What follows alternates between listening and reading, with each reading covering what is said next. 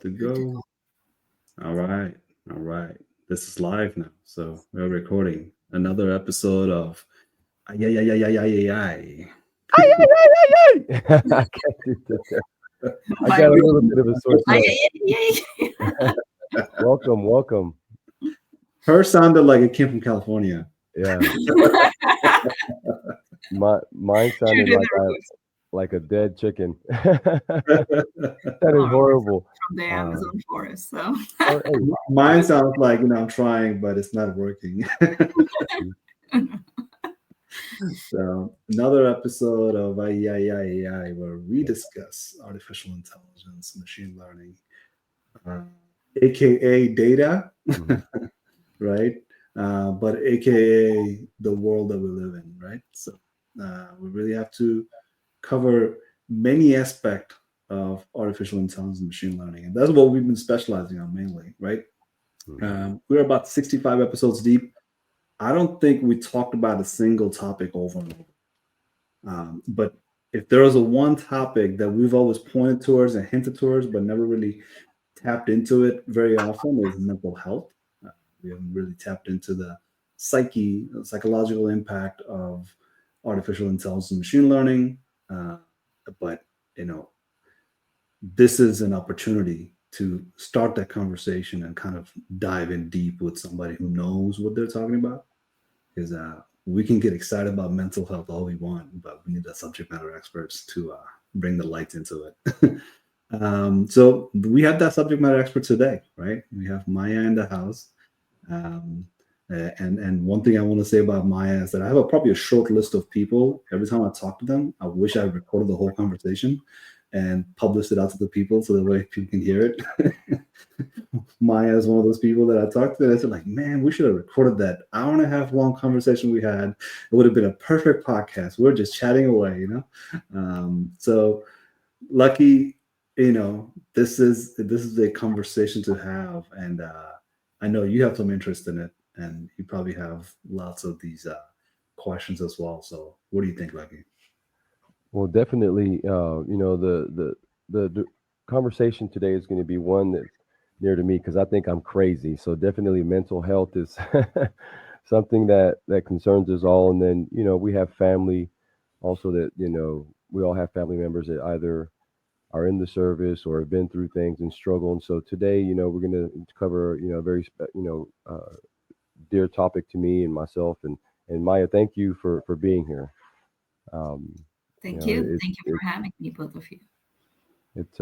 Can you give us a little bit more, understanding of, because when we discussed it earlier in the post, in the pre, it just, my mouth dropped. I was like, okay, you've done, I don't know. I've never met an individual like yourself. So thank you for being here and taking time with us today to discuss this topic. So, can you give us a little bit of background of, who you are and what your focus is, and thank you for being here again. Yeah, no, thank you for having me, and I'll make it brief, but I am a neuroscientist by training. I've also by education, I would say I'm a pharmacologist. I've gotten my PhD in pharmacology. I've worked across dementia, HIV-related dementia, Alzheimer's, Parkinson's during my academic career. I have had, since I was a kid, a very innate interest on the business side of things too. I've got two sides of the family, one that's very much into academics, the other that was always into business. So just, right, even the idea of these don't need to be mutually exclusive. You can actually tie the two, because at the end of the day, we're all trying to make a living and we're all trying to ensure that, right, everything's based on economy. So I had that innate interest. During my time at Stanford doing my postdoc, I decided to go to the Business School for Innovation and Entrepreneurship. And I'd already started thinking about the third leg of the stool, which is technology and how that's pacing, right? Beyond the dot-com era, we now had technology in every aspect of our lives. And I think probably all of us, if I know Asif and I definitely are on the rate when we used to actually put a request in 4 phone calls and get a landline to now where we are. So technology became very important to me as well. And I started working with a few startups that were tech companies looking to enter the life sciences and, helping bridge that. And so that's always been a passion, I'd say, for the past 15 plus years. I've been working at the nexus of it. And, as life would have it, I've been able to do that. Of course, staying true to the core of it, which is I am a neuroscientist at heart. I do think about how do we connect the dots across things. I think with that, being able to connect the dots is important. There's a lot of caveats and a lot of challenges I think we have ahead of us, but nonetheless, thinking about that. And a different element that's very important to me is conscious planet, how we all live our lives. We can't miss that element, no matter how successful we become, how much we thrive in our careers or in life in general. With that, thinking about the following generations that we're going to leave behind and what we're going to leave behind for them, and I think the time starts now, and we can get into it more as we talk. Yeah. So if you're listening into this conversation, now you can start feeling the value of what we're about to get into, right? So anybody who's been thinking about AI, but also been thinking about technology, thinking about how to make profit, business, and all of a sudden you realize it's about you, not necessarily everybody else, right? Because it impacts you just like it would impact everybody else. So how do you make sure you get enough information about this technology so that way you can take care of yourself? So through business, you can take care of other people. And when you take care of other people, you're successful, right? Because if you don't take care of other people, well, sorry, but you'll figure it out how that goes. I think when we talk about what you just said, the technology and the business side, that is the core focus. But you always have to pivot away from that and look at yourself in the mirror and say, okay, who am I? Why am I here? What am I doing? How am I going to live this life, right? I guess it's an age-old question. It's not necessarily the artificial intelligence question, right? I want to start with an example of what it means to have ourselves augmented, because the conversation can go in hundreds of different directions when we talk about AI. But here's the thing. Artificial means it's augmenting our intelligence. It's an AI, artificial intelligence only. It's augmenting intelligence. So I kind of use that example of like you can go really far without shoes on, but if you have shoes on, those shoes will augment you to get further. And if you meet other people that have shoes on, you're going to go with them to wherever they're going, right? So AI technology is not going to be that much of a difference, right? There's two types of people that will talk about like AI from the perspective of this is total dystopian, and then there's total utopian. I don't think that's the case at all with artificial intelligence. So 10 years from now, you can come back to me and say, like, I see if you're wrong. I'm gonna be okay with that. But my assumption here is just like every other technology, it's just a matter of if you have good understanding of it, you will deploy it.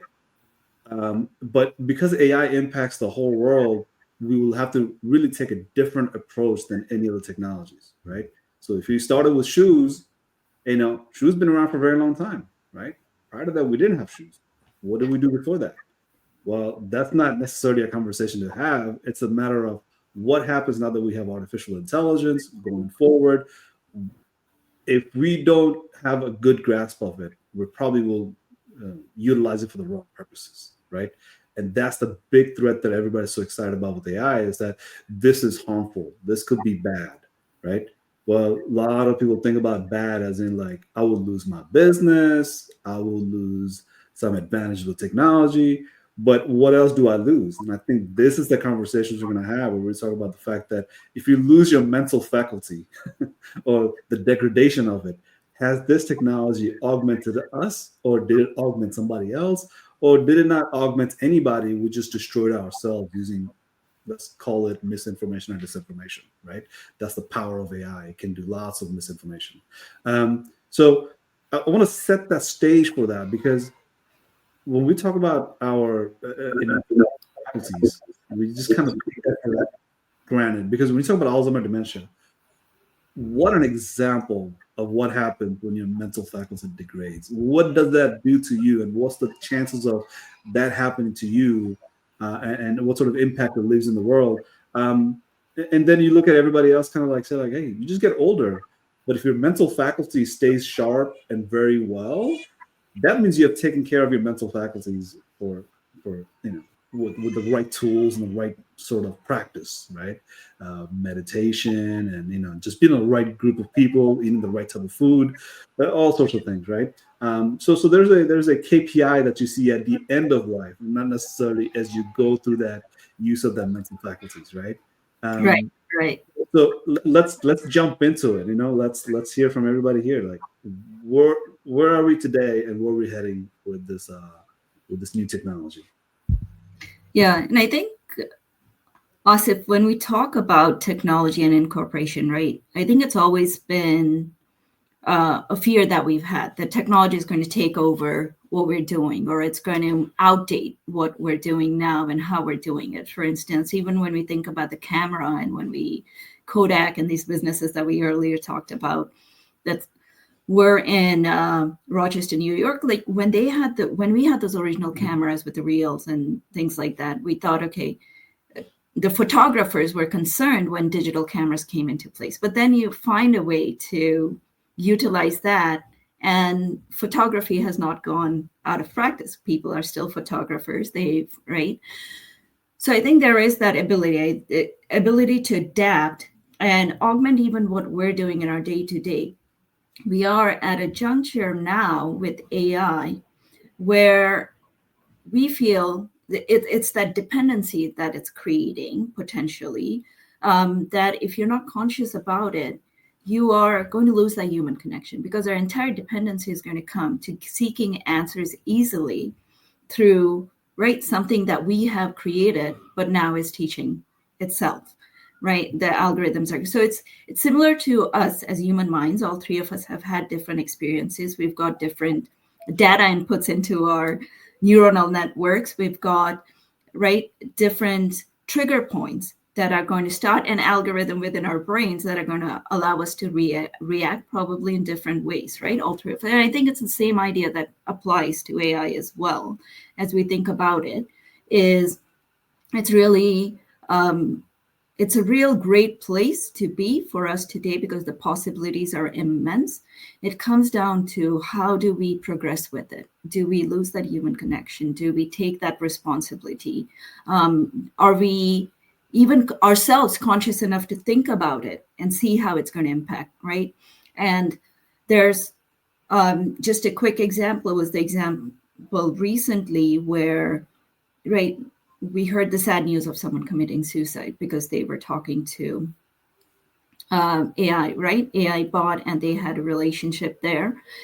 And, just overall, even if that was a cause of it, if we, even when we think about this mental health pandemic and this loneliness pandemic, if we use AI to build something, we have to do it very responsibly, because, again, is that really alleviating these concerns we have, or is it actually adding to the concerns we have? Because you're also losing the human component, right? So I think it's a very complex question that needs to be broken down from a solution perspective, and really thoughtfully over time needs to be applied. Wow, that I was not aware that that AI have already affected us in that way. I was thinking more as you're talking, and I'm putting together my thoughts. It's like, well, we're going to lose touch because of possible generational awareness, where the first, like ourselves, we saw this, you know, come from nothing, basically from dirt, and all of a sudden we have something that grew, and we saw it grow. We know we can identify it, where others were born with the vine in front of them, and they just see it as something that is just what they was normal, and it doesn't seem like they're losing anything by using these technologies. They're just how it is.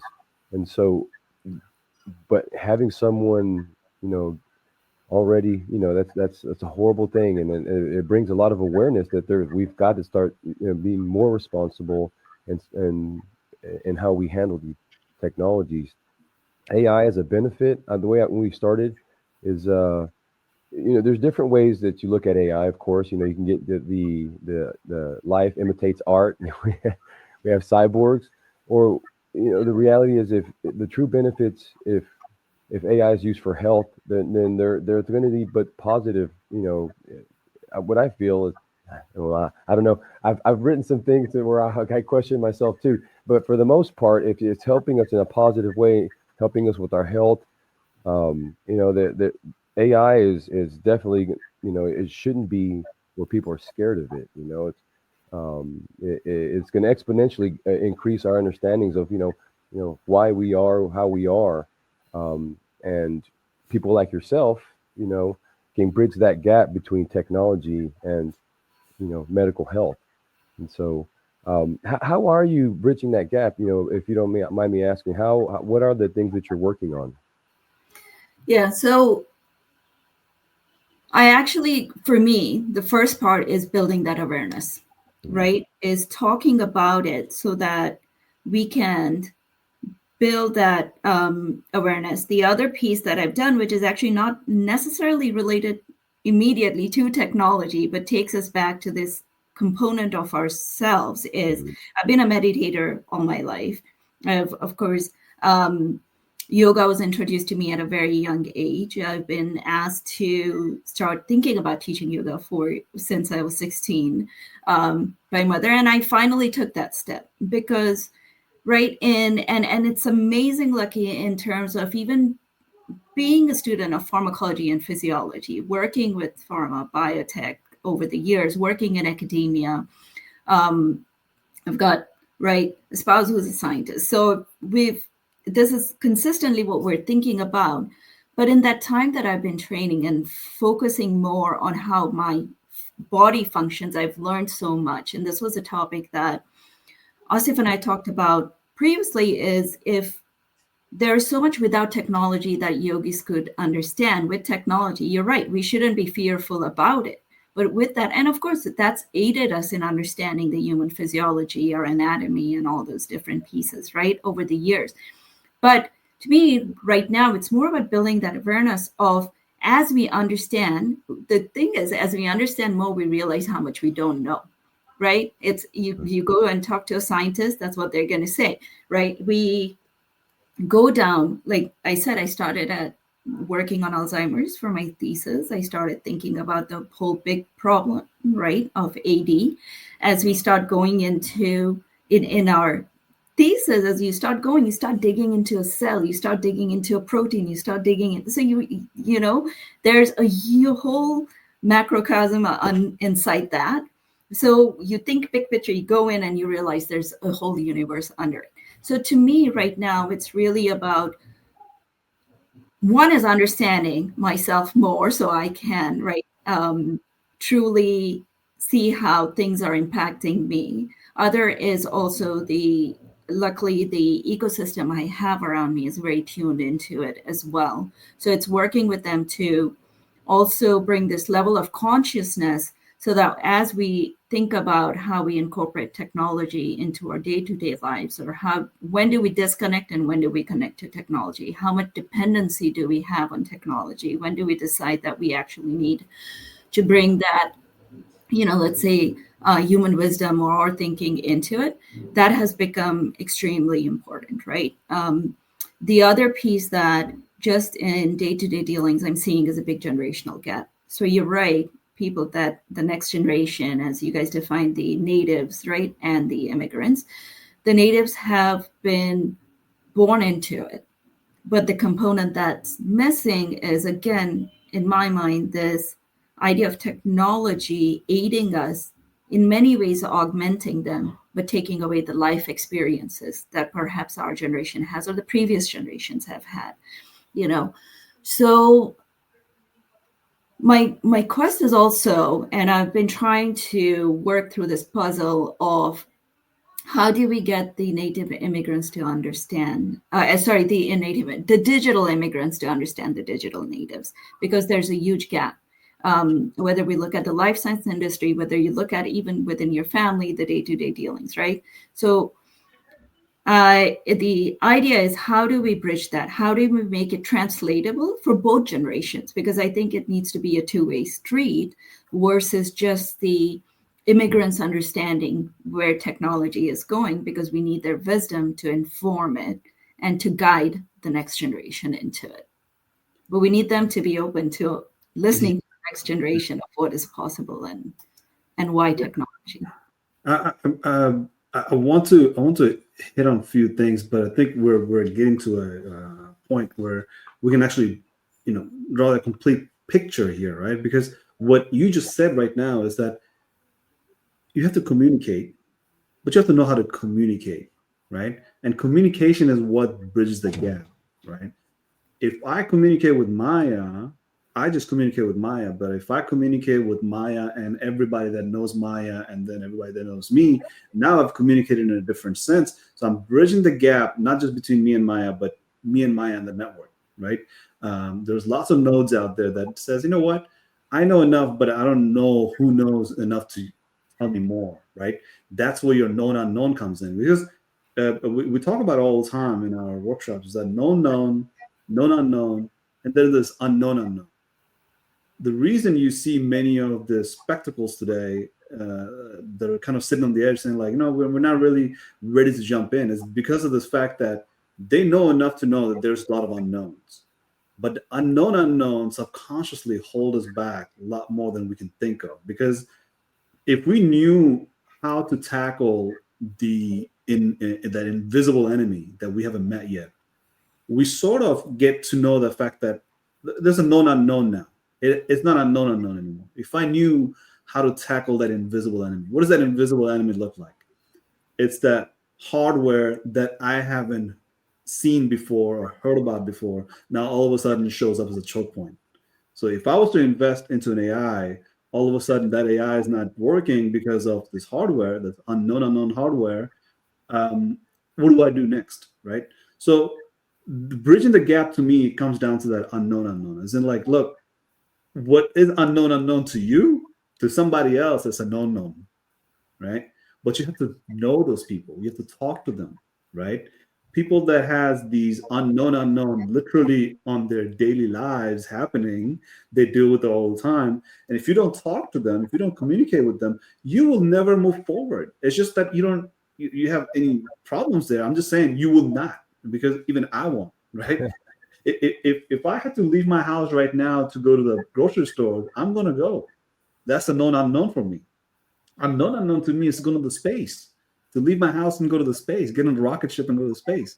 But if I talk to a rocket scientist all the time and I figure out a way to get into a rocket and go to space, that becomes my known unknown. I haven't been there before, right?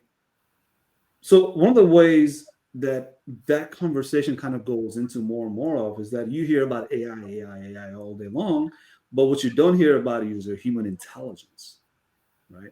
Because the audience that is invisible is the human intelligence. We're not talking about human intelligence at all.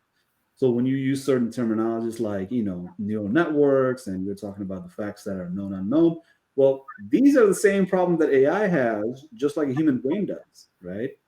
The reason AI is not so impactful it is because it's sitting on its known unknowns, because it knows very well what it knows and what it's been trained on.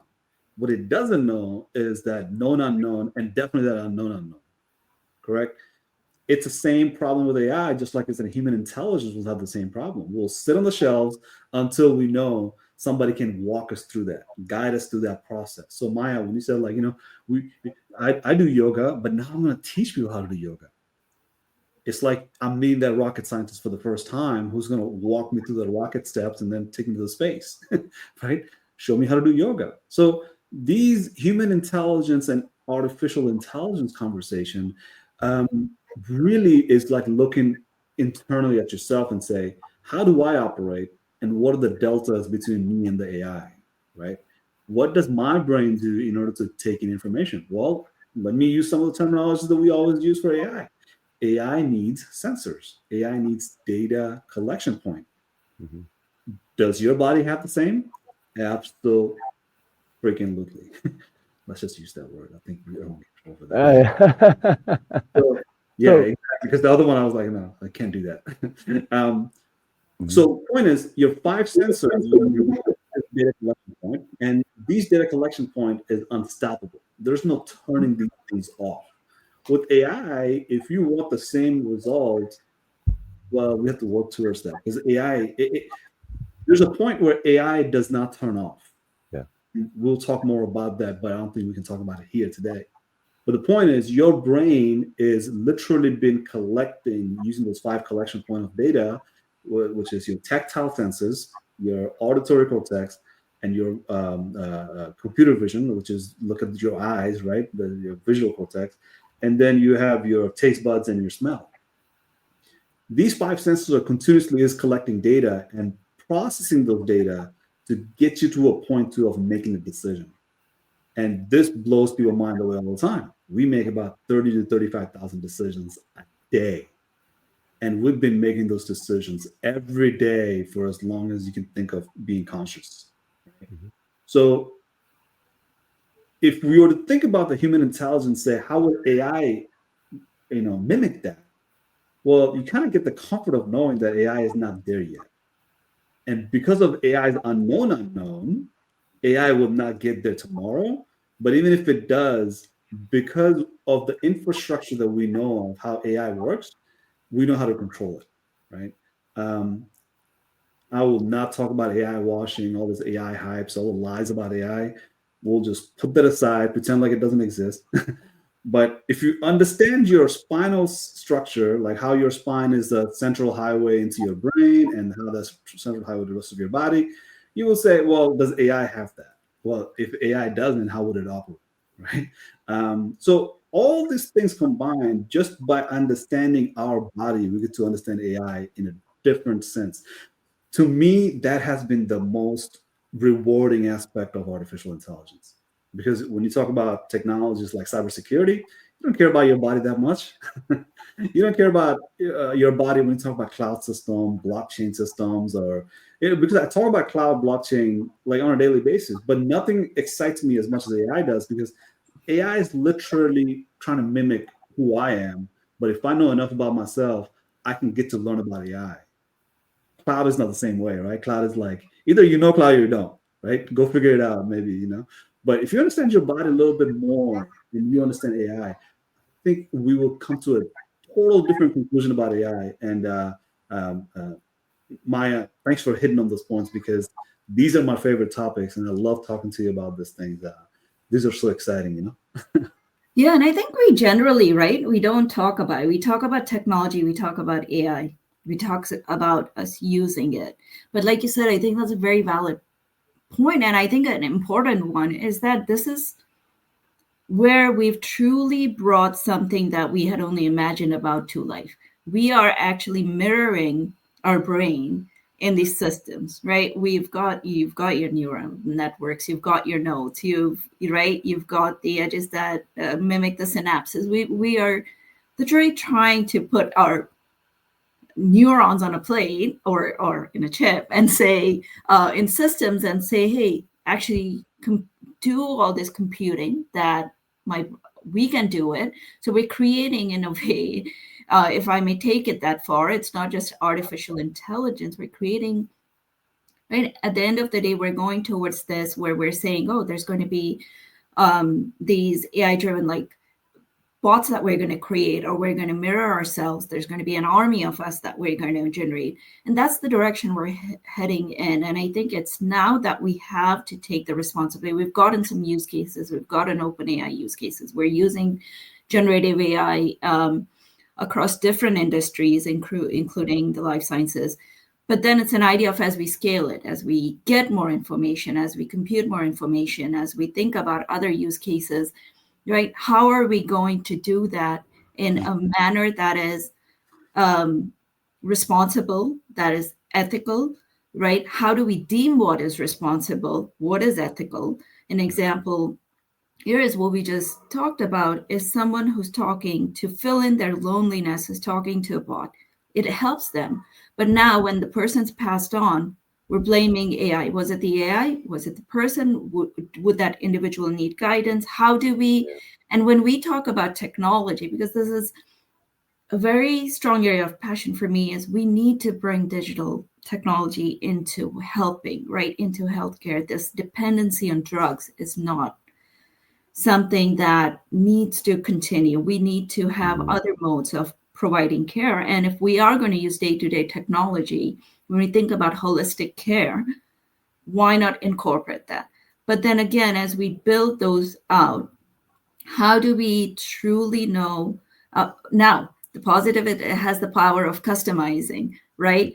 here's how Lucky thinks, here's how Maya thinks, here's how Asif thinks. So I'm going to actually compute and make sure that I'm catering to them and helping them ensure they're consciously living versus their subconscious brain is also coming to the forefront. The downside of it, again, is that until we get to that point, how do we ensure that it is not going to impact Maya negatively? How is she going to take that? Because my dependency now is also increasing. So I think it's really, when we think about health care and mental health and be it the loneliness pandemic, be it depression, I think we need to think about it. Even within that, there's a component of holistic care. What are the different components that need to play a role? Do we actually need to have some sort of right network setup for caretakers to be involved? Do we need a human component at the back end of it that's recognizing what these patterns mean, that's interacting with these patients, right? We've heard of many companies that have looked at voice modulation to determine if someone, right, from a suicide prevention perspective, or if someone's having an episode, if they've got some sort of mental disorder and they're relapsing. However, even with that, then what's the next step, right? I get an alert, let's say, and I generally like to give my own example where it says, and I get an alert that, okay, you're actually going to have, let's just, for instance, say a depressive episode that's upcoming, just based on your voice modulation and have you gone. What do I do with that, right? So there's going to have to be additional components that are going to have to go to play to help all of us at the individual level, because at the end of the day, we are all patients of some sort in the system, even if it's not mental health, right? So. Yeah. And you made a good point. AI, we think of AI as something that we can just flip on, and all of a sudden somebody's getting replaced, something's changing, and AI really has to have an application. And to have an application, you have to have data. And then, how do you gather that data, and how do you feed that data to build something that could be fed through an algorithm? An example, when you go to there, and I don't know any, I'm just a novice, and I love to learn, but there's other ways. I think there's something called BMIs, brain matter interfaces, that they use to measure signals, and and that's the growing field in AI, where more leaning towards, there's the psychology, where you work with individuals, and then there's the chemistry, and then there's like, okay, let's measure the signals, and how can we modify signals, like through Neuralink.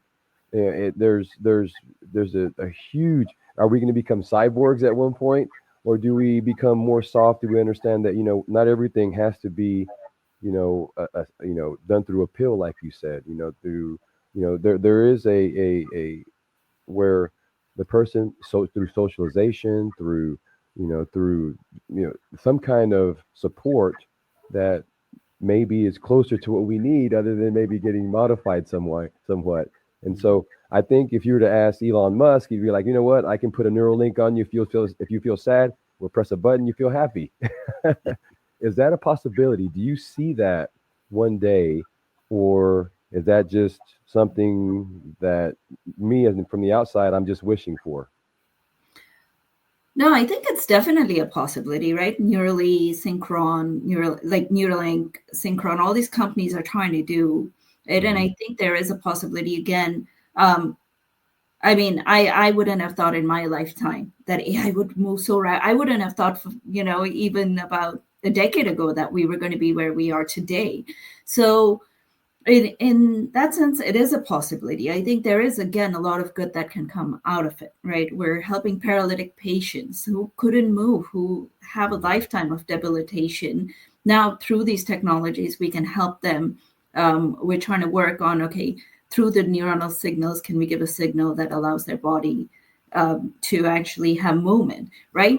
So it is mind-blowing in that sense. I get chills all over, with that. And I do think, again, Lucky, it is a possibility. I think it's going to happen. It's coming now, right? Where again, with KPIs, with something that's metrics, for example, for paralysis, we can measure the movement. So those are areas where it's going to probably go more rapidly. With certain things like mental health, how do you measure it? How do you measure how depressive someone is, right? We don't have good quantitative measures around these things. So those become a bit more difficult. So I think they're going to be very different paths depending on what healthcare issue we're trying to tackle. Although all of, again, both related to our brains and how it functions. Could we lead to a time where we say, let me press this button, it's going to shoot these neurons. I'm not going to be depressed. I'm actually, right, going to have a burst of joy or happiness right now. Possibly. But again, right, that's where, for me, I feel, again, there's the case of what cases are we going to use it in? Because even there's a spectrum of patients who have depression, right? Like from major depressive disorder to people who are just getting anxiety, starting with anxiety. And we've got a spectrum of individuals, even right across the other different mental disorders, people who have agitation. I mean, both of you are very aware of some of these people with PTSD. How do we manage those PTSD? There's other things that come with it, isn't it? So I think as we think about individuals again, what is the end goal? Is it just a temporary relief? Because we can get that with drugs right now. We can get that by, hey, I'm going to go and go bowling, or I'm going to go bungee jumping, and you get that rush, right, immediately. And you're like, I feel great, and I'm going to go and seize life. And then we're back home and we're like, oh, now it's the day-to-day minutia, right? Until you go bungee jumping again or do rock climbing or something. So I think that it's important to know how much of, again, the point I keep coming back to is this dependency that we can create. I think we need to alleviate it and train our brains to naturally start reprogramming it, because everything in the brain is also reprogramming, right? I mean, we talk about generational patterns, we talk about trauma, we talk about all these things that trigger us. And I think it's going to be no different when we bring technology in.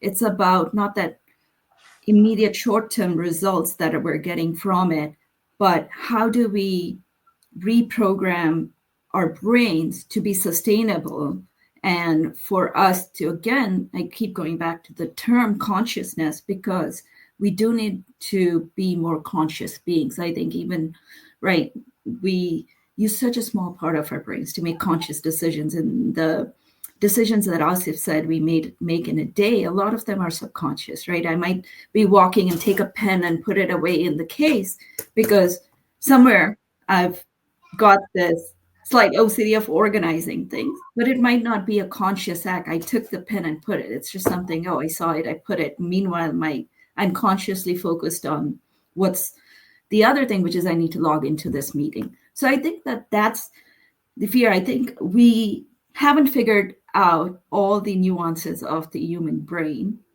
and ourselves yet. As we learn more about it, I think we're going to understand that there's, again, a lot more that we can do with these technologies. Is it a possibility? Absolutely. Can we get there? Surely. I feel it's very promising, and I'm very excited about it. I wouldn't say I am fearful, but I think there is a component of, again, I go back to what I originally mentioned, which is bringing science, technology, business together, right? You talk to, life sciences is a very regulated industry. So there's a lot you need to do to prove. Technologists, when they think about things, right, they immediately say, I just need people who can work on the technology. The go-to-market is easy. These people have sold products. These people have created the biggest companies known to mankind, right? Like, we've gone through PayPal, we've gone through Amazon. So these are serial entrepreneurs and investors. So we just think, okay, how do I go to market? Now we're talking about bringing a regulated industry. We're talking about ourselves bringing technology into it and seeing how all those components work together, let alone the complexities of a human brain. If we talk about technology just from a perspective of neurodegeneration, right? And mental health. But nonetheless, I think that it's again going to be that dialogue that's going to be required. I think if we think about some of these technologies as it's only engineers that are going to work on it and take input from scientists and just going to create it, I think that is probably not the right path forward. I think you need a roundtable, you need a think tank, right? You need a think tank beyond the initial ideation, and you need these meeting of minds to come and say, hey, we're going to create something great that's going to help mankind, that's going to help humans, that's going to augment their lives, not stunt it, right? You don't want to augment one aspect and stunt the other. So I think it's going to require again multiple conversations, multiple iterations, and knowing and accepting what we don't know so that we can keep a pulse on it as we move forward with these technologies. We can't wait for that one moment to say, we know everything about the brain. Mhm. That's going to take ages to come. Today, we know so much about the brain. We've actually right? We're with AI, and yet we don't know a lot of things about the brain. Otherwise, we wouldn't have scientists working on it, right? So I think that that's where we need to be mindful of it. We need to be open, no matter what our discipline is, to a dialogue with other disciplines to say, how do we move this forward in a manner that is going to benefit us at the end of the day? Yeah, I think in order to talk about BMI BCIs, let's put it here. Right, let's start here. Let's draw a thread into everything here. Right. So I want to talk about BMI BCI at the very end, but let's talk about the fact of, but let's just talk about the ontology of it. Right. It's the way of our being. Right. If we are the human that we've been humans for so long, and the humans that we will be soon, we will need to talk about how it is today, the being ontology that we have today, and the ontology with the BMI BCI. Right. But in the middle, I kind of want to talk about the spectrum of things. I kind of want to talk about the fact that what we're leading into, we are so comfortable with what we do today that what we're leading into, we cannot, get confused with the fact that what you have today is okay, but you don't want to push it that far, because if you do, there's no point of return, right? Because at that point it goes exponential, right? Exponential Mhm. means incrementally we've been getting to the point of where we are today. So where we are today is that if we see an image that helps you to calm down, or hear an audio that helps you to calm down, you are working with let's just call it like non-evasive, right? Because with the BMI BCI, it becomes very evasive at the end. The way we have been, our ontology as humans, and then what we have been doing with ourselves, with medicine, with all these tools to cope with anxiety, the mechanism of depression, triggering things. So that way, trigger is not necessarily a bad thing. Triggering isn't like you have to trigger something by self-motivation to change the course of your life, course of your day, course of the hour, course of that decision to say, I don't have to move this pen. I'm just going to leave it where it is. Matter of fact, I'm going to put more pen on top of that. How about that, right? So, like, it's a total mind shift that we're talking about here. But let's talk about the ontology of it really fast, right? Ontology is that we have feelings and we discuss feelings, but we don't discuss the other part of it, what you call the stunting of it, right? Feelings leads to beliefs. Belief is what feeling enables over and over, because when you believe in something, you want to believe a little bit more, but you're not calling it that. You're just saying, I like that feeling, so I'm going to go after that feeling again. Well, what you're enabling is that belief in you, right? That feeling and belief, right? So feeling is what we enable, but we stunt the belief part of it, right? Not necessarily, so don't think of belief as that context of like you believe in some Yeah. deity or something else, right? But the stunt of something, that belief part of it, is that we don't necessarily focus on that belief a lot, because we're generating feelings to feed that belief system more. Now, here's the third component that makes it scary for me, is that because we have feelings and beliefs, we are absolutely not ready to take responsibility. So if we have lots of feelings and belief, we get caught up in feelings, not necessarily beliefs. but that keeps us away from taking responsibility. And so let me explain that a little bit more. Responsibility means we live in a society, so there is lots of responsibility that's shared, it's spread out, right? So if something happens to me, it's the other car driver that hit me, not necessarily me. Like I have no at fault, right? Responsibility, if you stack it in many different ways, you end up realizing that it's we don't take responsibility as a precaution. We take the responsibility afterward, right? It's like we're more used to that social sharing of responsibility. So when something happens to us, we're just like, oh, my responsibility is it wasn't mine until it happened to me, right? So with AI system, as we're moving forward with BMI BCI, we really have to be ahead of BMI BCI to say, how do we take responsibility of what we are today and this responsibility that we have generated for thousands and thousands of years of evolution and brain, how do we tweak that responsibility so that way, even if we go into the BMI BCI route, we know what we are responsible for and what somebody who will provide us with that service is responsible for. What do we know about them and what do we know about us, right? So ontology, the being that we are, we have this feeling that if somebody was to give us a way to control ourselves, that's what we need, because the belief system is through the pills, right? Like medicines. You take control of your body, but somebody else lets you take control of that body, right? So ontology, it's not necessarily set there, right? And we have lots of work just in that piece of that responsibility side of things. Because a business person has one responsibility, consumer has another responsibility. A user of AI has another responsibility. Because AI is a social problem, it's not necessarily an individual problem. Individually, you can take drugs and medicines and all sorts of things, do yoga, right? But if you do it socially, where everybody's accepting the fact that BCI, BMI is the war to be, what is our responsibility to say, well, okay, is it really though? Right? Right. We have to take that responsibility. So we have accepted form of, taking medicine and form of doing things to take care of our health, like go for hiking, right? Go for a long walk. Those are taking responsibility that we can do today. Mhm. We give that up because the BCI BMI shows up. And this is why I want to get into BCI BMI real quick, because BCI BMI will enable us to do what we do with our phone today, right? If you are feeling a depressive episode, if you're feeling of some sort of thing, you look it up in your phone and say, like, let me make myself feel a little bit better. That's a responsibility that we take for ourselves. BCI BMI, which knows your previous patterns, will say, based on the sequences of events, based on the patterns, this is the image I'll show you, and this is how you'll feel good, right? So instead of really doing anything other than expecting the BCI BMI to take care of us, how much caregiving do we give ourselves? Do we give away that part that we should go for a walk? Because think about it, that's a different sort of responsibility versus letting BCI BMI take over, right?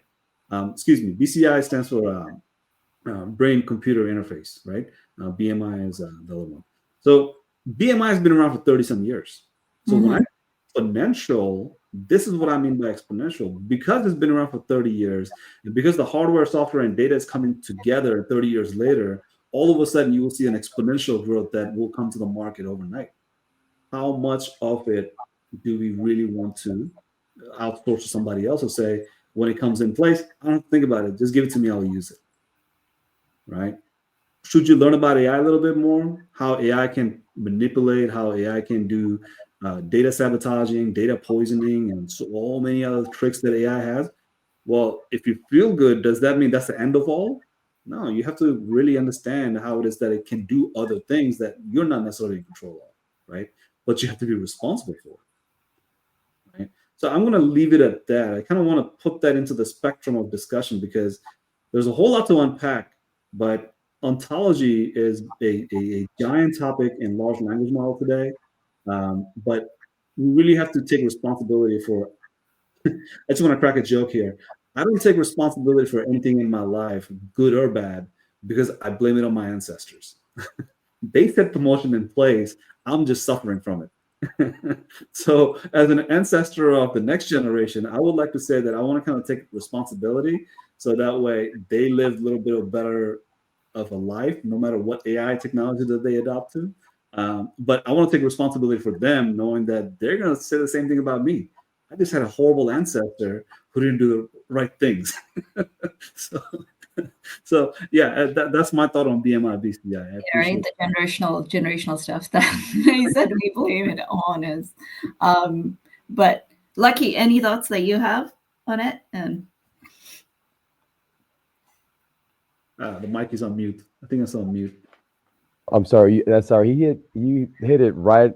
You hit the nail on the head. You hit a very sensitive button for me, where it's like for me, and I'll just give you I just like you said, take a walk. Okay, I'm a technology guy. I all day, every day, I work on computers, and at some point, my mental health, being honest with you, it degrades to the point where, and it's not. I'm not, in the point where I feel suicidal, but it feels like you just want to kill yourself because you're just constantly doing, and then you want exposure, and then you get exposure to a walk, the outdoors, and all of a sudden, you're you have a different energy, and you don't know that. And some people would say, no, here's a pill, or maybe in the future we start using maybe BMI, and we don't get to gain that experience, that walk that says, hey, this is how you breathe. You don't necessarily have a magic something that sets you right. Sometimes you just need to go outside and look at the sun or breathe, right, in a different way. And that matters. That matters. We're not going to have an AI and it seems like we were going in that direction, but you're absolutely correct. There's caregiving, and then there's even your self-care, doing what needs to be. So I go out hunting, and it all of a sudden, and I don't really hunt anymore, but just to go out hiking and get outdoors changes your chemistry completely. And that is not really talked about enough, at least for me. yeah, yeah, and I think it is right. It is important. Again, we've got the way I look at it. We've got our mind, we've got our body, we've got our breath. Three components to it. We can sit there controlling our minds, but our body's still going to take a hit. Our breath's still going to take a hit. We need to get outdoors. Again, like the examples I gave with bungee jumping, etc. These are examples that, okay, people do it regularly. People go hiking regularly. We tend to go hiking quite regularly, right? To get outdoors, I have to be by a tree. I have to be by a river. It's my happy place. It's a place that I need to be in touch with the soil, nature, plants. So I think that self-care, those things that you recognize that are going to help you live a healthy life, again, across these three elements are so important. Breath still is not talked about as much as mind and body are, because that is such an important element as well. And when we think about our mental state, when we think about our physical state. So I feel there are in individuals that are heavily impacted, whether it be mental health, whether it be some sort of physiological problem, whether it be paralysis, whether it be some heart disorder, etc., where they need to live healthier lives, and where we bring in these tools to really help them feel healthier, to go about their day-to-day activities, is going to be important. I think what's going to be important in addition to that is even they as individuals do other things to live that, again, a 360 healthy life. And it's not right just sitting, like those weight loss things that, we would see ads of that are like, you sit there and it keeps working on your stomach and you're going to get those abs. And oh my God, the number of times I've been fascinated by it myself and looked at it, and I'm like, no, that's the last thing I want to sit there. And then I'm just not even moving. There's no, blood flow to my brain. And again, right, this is where the more we understand our bodies, the more fun it becomes to think about these different elements of it. But I think, Asif, you hit on so many different points there. But so we've been talking a lot about how responsibly we need to look at AI, how it does have promise, but we need to be conscious about it, right? The other piece that you mentioned is, right, even with this idea of the feeling and us, our beliefs, and that brought up an interesting thought in my mind, is when you think about, we're not objective as humans. right? It's the Uh-huh. input that we have that causes like whatever reactions, things we have. And the goal would be with more consciousness that we are objective. We see things for what they are without judgment, without any um, type of reaction per se to situations. But AI could do that.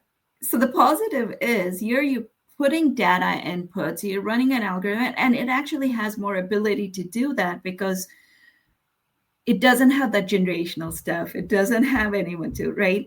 I mean, it so so maybe there's like that's why I feel we need to bring it in areas where we need that objectivity.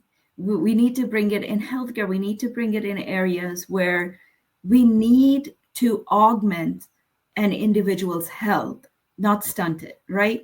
We need to bring it in areas where we need to augment intelligence. But is it having an augmenting effect or is it actually stunting intelligence? And that's what we need to find use cases around and work around, right? Some of them, like in sciences, it's used for target identification. They're looking at how protein folding happens, etc. That's great because it's a very objective way of looking at, okay, based on these modulations, what's going on.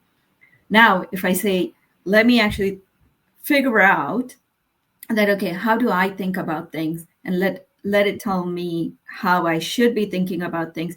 That's where that whole complexity really starts to come in is, what is that objective way of looking? Look at facts for what they are, but again, without losing that higher intelligence that comes with the human mind.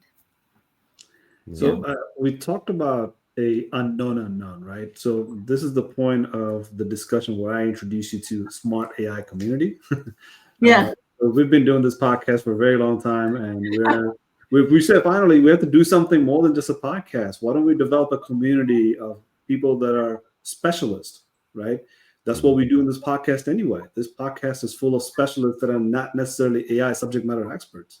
So SMART community stands for specialist who uses methods to advocate for what they believe, which is that whatever that AI is, or AI isn't, or AI should be, or AI can be. How do you take specialists to understand methods of AI so they can advocate through research and training? Right. So if they're doing research and training, they should be able to speak on it, communicate on it comfortably, confidently too. That's another piece of it. So smart AI community is for those unknown, right? Mm-hmm. Because you need a rocket scientist, now you're feeling comfortable about going to the space because the rocket scientists will give you some information that you probably don't need to learn rocket science. You just need to know enough to move forward with it. So what we did is we brought in industrial organizational psychologists who would not necessarily think about AI, allow them to understand AI from a perspective that made them very comfortable to communicate how AI can advocate for them or how they can advocate for AI, right? It goes both ways. IO psychologists, one of the groups, we had other groups like military veterans who are very techy, but didn't understand statistical analysis. Is a statistical analysis important? You can bet it's the most important thing your brain has that allows it to do neural network using 86 billion neurons and hundreds and trillions of synapses. Statistical analysis at what enables these sort of things. So we don't teach them statistical analysis. We just tell them this is how you research and this is how you train yourself to advocate about statistical analysis. Because data is important. You will not stop hearing about data, but data Yeah. wouldn't do anything unless you can develop that pipeline through statistical analysis. So unknown, that component, that BCI, BMI, everything we've just talked about, there's an impact to it. There's pros and cons to it. Let me put actually one pros and cons based on the scenario Lucky has mentioned. If you don't have the hardware that you have to be in front of when you're sitting down in a chair, but that component, the hardware is with you anywhere you go, but as you go for a walk in the woods, it's doing your work for you. All you have to do is troubleshoot it time to time. So is that not the pros and cons of not having any hardware other than those minimal amount of hardware that we should be accustomed to? I call it silent AI or comfortable technology, right? These technologies are behind us, not in front of us. We don't Yeah. have to be a slave to a technology. That technology can move along with us, right? And is that a BMI, BCI capability? Absolutely, right? Because this device here enables me in so many ways that I don't have to worry about things to happen for the next 100 days. I can have it done in the next 100 seconds. That's the difference, right? You have to have this silent AI or comfortable technology that enables us to get away from what it is that we are used to, that known, that known unknown. But now that we're moving into this unknown unknown with hardware, maybe our software will enable us to go for longer walk, more walk, right? And I'm still living the life that I'm supposed to be living, right? Take better care of myself. So, but we need a lot of specialists to come to this conversation. So the Smart AI community we've developed is because of that purpose, is to enable the specialists with enough information so that way they can drive those conversations where it needs to go. Yeah. But Maya, what can I say about you being here? It just lit up the whole conversation of a whole nother different direction. And this has been long due, by the way. Like this conversation needs to happen in this podcast. It's happening everywhere else. But we want to contribute to this conversation. We want to do more of it. So any opportunity that you see you want to come back, I'm looking forward to the episode 2 of this conversation. Thank you. Thank you, guys. No, I thoroughly enjoyed it. And I think we just scratched the surface, right, today in terms of the possibilities. Then it comes down to like, okay, what are those different actions that we need to work on? And I'll end it with where Lucky started, right? Some of the things that can be done or that I'm very passionate about doing is we're talking about these cases of right mental health, like in loneliness. I do feel there is a space for this technology. There is, right? If we do it responsibly, if we have different people come together and say, because the people are not going to stop using it, like you said, us. If it is there, it's around in some form of the other. So how can we actually leverage it to benefit this pandemic, which is becoming such a big issue, not only in our country, but globally? And how do we get right in front of it? I think the other point that you mentioned, I love it, is we are absolutely going to, if we do it right, we will have all this free time, right? Lucky for you to go hunting again regularly for us to do other things. And I think that's where Elon Musk talks about it. He's like, well, the way his vision of the future is how we are not concerned about these day-to-day minutiae that we get caught up in. But it is exciting. I'm looking forward to the future of it. Hopefully I can keep contributing my part to it and, maybe even play a more active role in the industry as a whole. I think we're headed in that direction now as a life science industry. And I look forward to, continuing our conversations as well. But it was great to meet you, Lucky. Asif, as always, it's a pleasure. Thank you so much for having me. Yeah. Lucky, what do you think? Yeah, no, we kind of are off of the same cloth. We've seen technology for what it was and what it is, and the more we rely on these things to socially disconnect us, we're gonna have more issues with people having problems with, not being able to communicate and socialize, and they're gonna find themselves lonely. And the more we prepare ourselves for that type of environment because of our technology, the better we'll be in the future. We got to, know what, as humans, what can affect us, and how do we get around that? How do we make ourselves better? So definitely, thank you for everything we've talked today, and it's been a pleasure. Likewise. Aye. Ay. I got it out.